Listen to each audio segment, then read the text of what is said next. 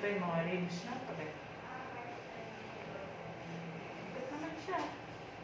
Malikat naman, konti lang. Hindi na siya super active today.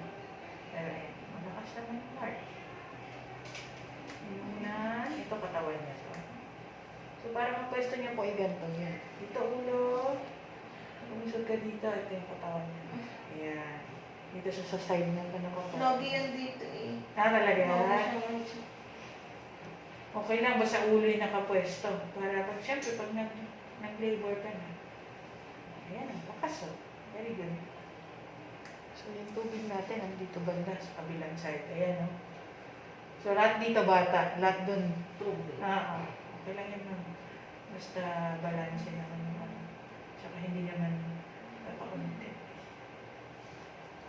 Okay?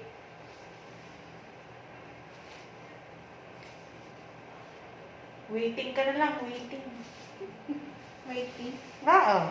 Waiting na lang sa kabuanan. Ilang weeks na po ba? 30 ka ngayon, ma'am. Yung puro tubig. So, parang 7.5 months. Okay?